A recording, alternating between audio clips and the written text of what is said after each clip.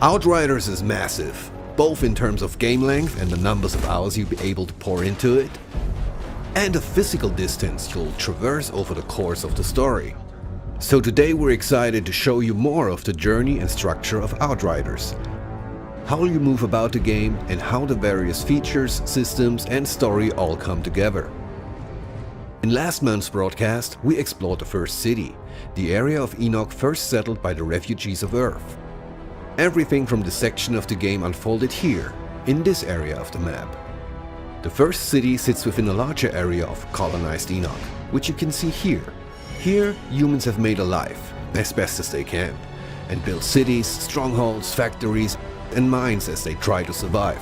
This is where the Outriders are first reawoken from cryosleep, and where your first hours in the game are spent.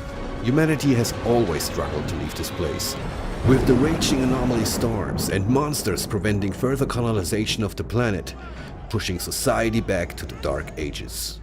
As you will see though, there's a whole lot more to Enoch.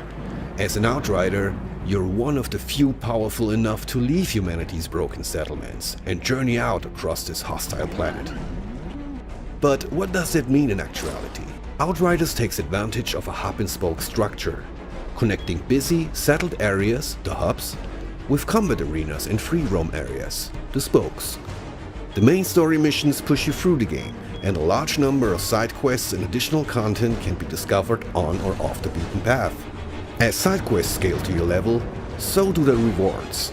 It means even early side quests can be meaningful played late in the game. And it's worth saying side quests aren't fluffy objectives that take place in the same play spaces you've experienced in the main game. They're new, bespoke areas of Enoch that you could miss entirely, and they often reveal more secrets about the world and lore.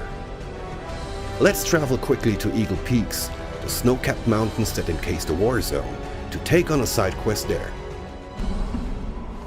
Is this your whole company? There used to be more of us. Something happens to the men up in these hills. We hear voices. Some leave and don't come back. Same for anyone who goes looking for them. But maybe an altered could have more luck in finding them. Could you lend a hand? All right, let's play detective. If I was a missing soldier wandering off into the night hearing voices, where would I go?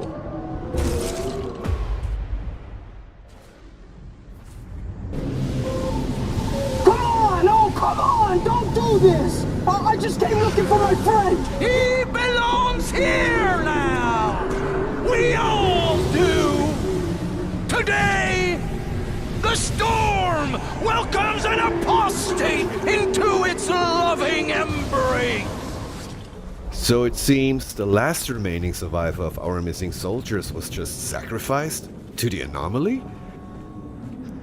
We need to have some words with this deadly cult and its leader. ECA!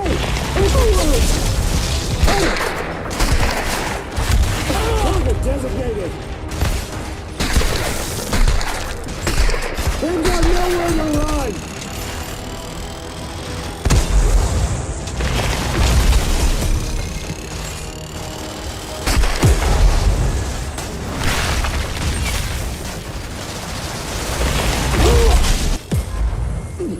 I never knocked him, my God!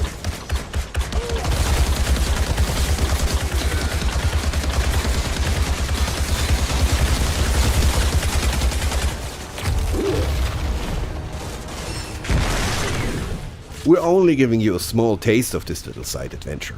It takes a fair bit longer to make our way into the inner chambers here. And as always, we like to keep some surprises for you. But it's time now for an epic showdown with the altered cultist leader. Firing on target! They've got nowhere to run!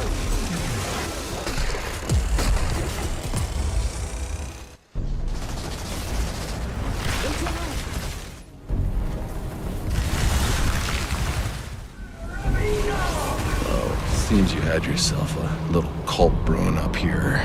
I don't know, this place seems to make people flip their fucking lids. Yeah, nice. By completing the side quest, we can now choose a sweet piece of new gear as a reward. With that sorted, let's talk a little bit more about hubs. In hubs, your weapons are holstered for a time, and you can soak in a bit of life on Enoch. Here you can visit vendors to sell scrap and purchase gear, frequent bars to gather gossip and bounties, Call it the liver spinner. and pick up side quests from one of Enoch's many eccentric denizens. What exactly is your business? Certain mercenary services? It's hard to show this without spoilers, but as you progress through the game, the world state and NPC dialogue is affected by pivotal moments from the story, and new side quests unlock, some of which are hidden in earlier hubs and play spaces, further rewarding exploration. Combat feats also come with achievements. Complete a collector's quest like a bounty or monster hunt, and NPCs will recognize and reward your triumphs. In bringing to life a new sci-fi universe, we are adamant that these settled areas feel dynamic and alive. Oh, and if monster hunts piqued your interest, stay tuned for a future broadcast to learn more about them. Well, this should be interesting. Crucially, hubs also allow you to check in on your Outriders truck and crew, which will grow as you progress throughout the game. We're going to talk more about the Outriders truck in the future, but its primary function is to transport you through the world, bringing many of the features of a town with it. All the functionality you'd expect from a hub hits the road with you. Your weapon vendor, your crafting, your crew. The truck is a moving RPG village. Now you don't operate the truck yourself. That job falls to your driver, Jakub, who we will talk more about later. But the customization options are vast, so you can personalize your ride along your journey. Okay, let's pack up and hit the road now. I need to head to the forest to continue my journey. Let's take a quick moment to introduce the crew. Your ride or dies accompany you on your quest to discover the source of the signal. Here we can see Jakub, who drives the truck and can handle any customization of the vehicle. Jakub was with your Outrider during the first arrival on Enoch 30 years prior. A bright-eyed youth with an exciting life ahead of him on a new planet. Time has not been kind to poor Jakub. Here's Sahidi, who we met in the last broadcast. One of the few people on Enoch with a grasp on science and how to get mankind out of the pickle they happen to find themselves in. You can talk to Sahidi for weapon mods and crafting.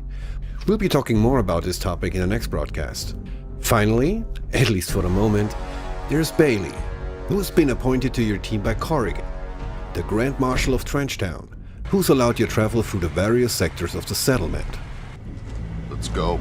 Bailey hates the arrangement as much as you do, but is forced to join the journey. In camps like this, Bailey also acts as a gear vendor, with a host of unique weapons and armor you can trade for scrap. Other notable features of a given camp?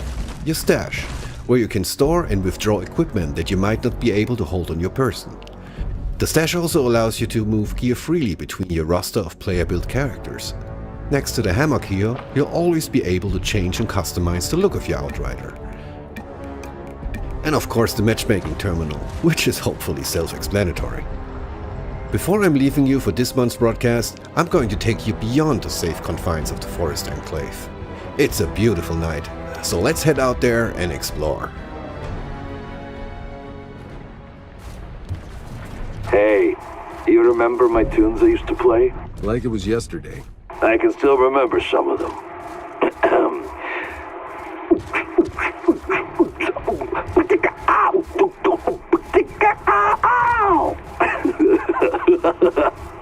Please stop, Jakub. Please. I'm serious. Yeah, Jakub, I'm disconnecting.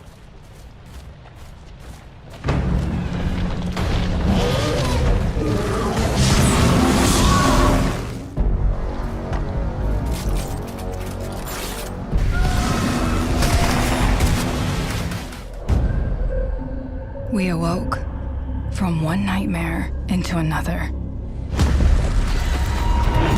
Not on our dying Earth,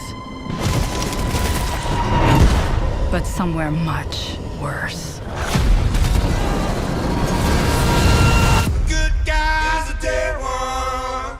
A good guy's the one that brings the fire. Good guy's a dead one. A good guy's the one that... We came to Enoch as our last chance, a chance at a new home, But what we found didn't save humanity.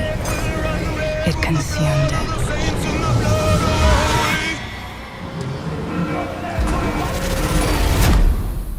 We awoke changed. The anomaly unleashed within us, burning with power. Impossible power.